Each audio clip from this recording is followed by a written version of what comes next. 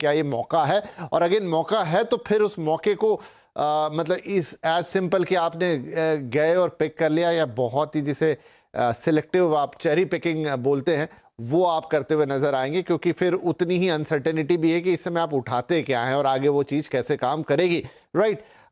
उससे पहले थोड़ी सी और चर्चा मैं ग्रोथ की करना चाहूंगा, इस सिनारियो की करना चाहूंगा। अरुण जी, Q1 के लिए तो मैंने बहुत लोगों की कमेंट्री सुन ली कि वो तो इम्पैक्टेड हो के ही रहेगा, उससे तो कोई रोक ही नहीं सकता, लेकिन अब Q2 पे भी उसका इम्पैक्ट आएगा, ऐसी भी बातें होने लगी हैं। और अगर ऐसा होता है तो फिर अगर अब जो लॉन्ग टर्म 3-4 साल वो एक अलग नजरिया है, लेकिन बहुत सारे लोग जो हमें सुनते हैं, CNBC आवाज पर आते हैं, वो नियर टर्म में भी बाजार को देखना और समझना चाहते हैं। क्या दिख रहा है आपको? देखिए, जो करंट सिनेरियो है उसमें मल्टीपल लेवल्स पे अनसर्टेनिटी आ गई है। सबसे पहले जो एनर्जी क्राइसिस है, प्राइस किसी को आइडिया नहीं है, सप्लाई क्वांटिटी किसी को आइडिया नहीं है, और टाइम फ्रेम कितने टाइम तक ये चलेगा। अगर तो ये जो मेरा पर्सनल मानना है कि 2 वीक में सुलझ जाना चाहिए, तो prices may be 4 weeks 6 weeks में नॉर्मलाइज हो जाएंगे। बट अगर एक सिनेरियो में ये थोड़ा ज्यादा चलता है, ज्यादा टाइम फ्रेम के लिए, उससे क्या होगा, जो आपका मैक्रो है वो इंपैक्ट होना शुरू हो जाएगा। और सबसे पहले होगी करेंसी, वो आपको रिफ्लेक्ट करनी शुरू कर देगी। तो INR डिप्रिशिएट होगा, current account deficit, fiscal deficit आपकी, और इन्फ्लेशन नंबर्स, सारी चीजों पे हिट आएगा।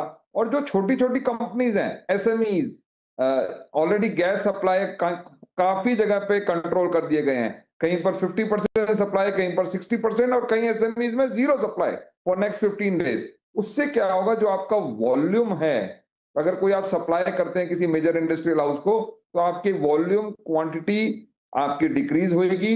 अगर आपके पास इन्वेंट्री 15 दिन की है, 20 दिन की, अगर उससे ज्यादा चलता है ये सिनेरियो, तो आपके वॉल्यूम्स फर्स्ट क्वार्टर के इंपैक्ट होंगे। और जितना टाइम, मैंने कहा, अगर टाइम फ्रेम ये बढ़ जाता है तो डेफिनेटली सेकंड क्वार्टर भी इंपैक्ट होगा।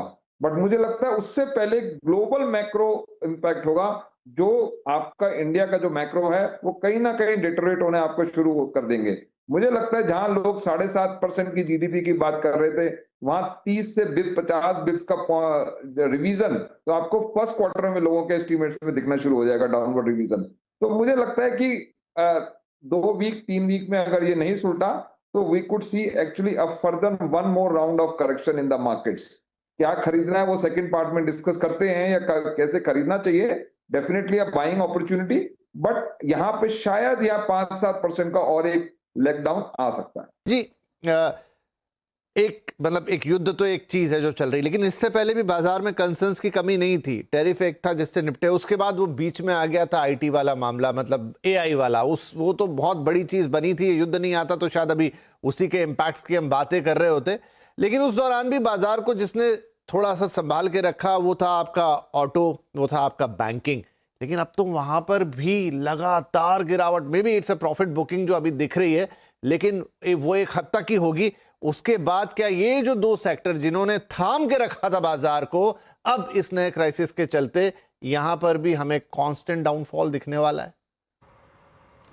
ये देखिए, पहली एक बात कहना चाहूंगा विपिन जी, कि एक तो थोड़ी सी जो हम लोग मार्केट को जो वॉच कर रहे हैं, तो थोड़ा सा कंसर्न केवल ये दिख रहा है कि इस महीने यानी कि मार्च के महीने में जो गिरावट हुई है बैंक निफ्टी में 11% की और 8% की निफ्टी में, ये मैं आपके दर्शकों को बता दूं कि ये 2020 मार्च के बाद की सबसे बड़ी गिरावट यही है। वहां पे 34% का गिरावट हुई थी एक महीने में, यहां 8% की गिरावट जो है वो उसके बाद पहली बार हम देख रहे हैं किसी एक महीने में होते हुए। तो थोड़ा सा ये एक कंसर्न का मैटर है। अब दूसरी चीज ये कि जो गिरावट है उसमें हर समय जो है ना, एक जो क्राइसिस होती है वो मेरा मानना है कि एक अपॉर्चुनिटी को भी जन्म देती है। तो जो मुद्दा है वो यहाँ पर अगर देखें, मैं नेगेटिव बातें तो बहुत हो गई, मैं एक अपॉर्चुनिटी की बात करूंगा यहाँ पे, और वो होगी एनर्जी इंडिपेंडेंस। अगर आप देख रहे हैं कि हमारी पूरी इकोनॉमी की जो थ्रेट हो रही है, क्योंकि ऑयल की प्राइसेस, हम ऑयल पे पूरे पूरे डिपेंडेंट हैं, तो मुझे लग रहा है कि ये एक नया मौका निकल रहा है कि हम अपने आप को ऊर्जा के क्षेत्र में आत्मनिर्भर बनाएं। और जिसमें 2 सबसे बड़े फैक्टर जो मुझे लग रहा है गवर्नमेंट भी इस पे बहुत ज़्यादा फोकस करेगी आने वाले समय में, एक तो होगा न्यूक्लियर एनर्जी और दूसरा हाइड्रोजन। इन दोनों के थ्रू हम अपने आप को इंडिपेंडेंट बना सकते हैं आने वाले कुछ समय में ऊर्जा के क्षेत्र में, जिससे कि हमारी इंडस्ट्रीज को आगे जाकर के या हमारी इकोनॉमी को आगे जाकर के इस तरीके की किसी भी थ्रेट का सामना ना करना पड़े। तो देखिए, कोई भी क्राइसिस जो है वो एक प्रॉब्लम क्रिएट करती है, फिर उसकी हम चीज़ों को आइडेंटिफाई करते हैं और उसका सोल्यूशन निकालते हैं। तो आने वाले समय में आप इनसे जुड़े जो क्षेत्र हैं, जो ऊर्जा के क्षेत्र हैं, जो एनर्जी से बड़े क्षेत्र हैं, वहाँ आपको बहुत बढ़िया एक अपॉर्चुनिटी देखने को मिलेगी। और उसके साथ साथ जो भी उसमें रॉ मटेरियल प्रोवाइड कराते हैं, वहाँ भी आपको बढ़िया मूव देखने को मिलेगा। जो 2 क्षेत्रों ने संभाला था इस समय, मेटल्स ने बहुत बढ़िया संभाला था और साथ में PSU बैंक, मैं इन तीनों सेक्टर को आने वाले समय में बहुत अच्छा एक सपोर्ट मिलता हुआ देख रहा हूं कि जब भी ये मैटर संभलता है थोड़ा बहुत, देखिए मैटर मेरे ख्याल से बहुत लंबा नहीं चल पाएगा क्योंकि पूरा विश्व जो है इसके लिए तैयार नहीं है। तो आने वाले जितने ही दिनों में, मान लीजिए 1-2 हफ्ते के अंदर ये शांत हो जाता है सारी चीज़ें, तो बहुत बढ़िया एक रिकवरी आने वाली है। PSU बैंक में होगी, एनर्जी सेक्टर्स में होगी और साथ में मेटल सेक्टर्स में होगी, इन तीनों में होगी। IT से अभी भी हम थोड़ी दूरी बना करके रखने की सलाह दे रहे हैं। जी, अच्छा। इंडियन मार्केट को अभी के समय देखते हुए लग रहा है कि आने वाले दिनों में भी बाज़ार के सेंटीमेंट बिगड़ते हुए ही नज़र आएंगे। जैसा कि आपको पता है कि मार्केट के हालात दिन ब दिन नेगेटिव ही होते जा रहे हैं, लेकिन लोगों का मानना ये भी है, क्योंकि लोगों की सोच यही रहती है कि जब भी मार्केट में गिरावट होती है, जब भी युद्ध की स्थिति आती है, तो मार्केट में रिकवरी भी उतनी ही तेज़ी से होती है।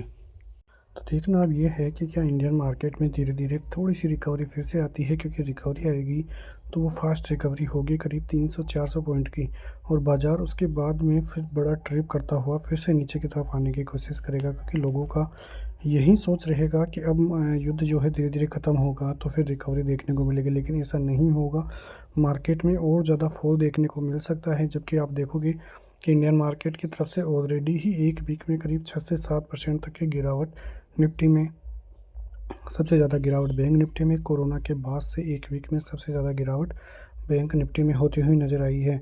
तो इससे सभी रीजंस जिनकी वजह से इंडियन मार्केट में और ज़्यादा फॉल हो सकती है, क्योंकि जो गैप फिल करना है मार्केट को, वो मार्केट को फिल करना ही है। उसके लिए यदि 1 महीने 2 महीने कितना टाइम भी लगे, लेकिन नीचे की तरफ 21,000 से 21,000 जो 500 की रेंज है, वहाँ तक तो बाज़ार को आना ही है। और यदि उसके नीचे भी बाज़ार जाता है तो वो भी सरप्राइज़ नहीं होना, क्योंकि साफ फॉलिंग तो अभी आई ही नहीं है, ऐसी कई फॉल आना बाकी है। यदि एक दिन में ही निफ्टी 3 से 4-5% तक की गिरावट होती है, तब जाके मानेंगे कि जो साफ फॉल है वो तो अब आया है। तो ऐसी स्थिति आने वाले दिनों में देखने को मिल सकती है, तो डरने की बात नहीं है।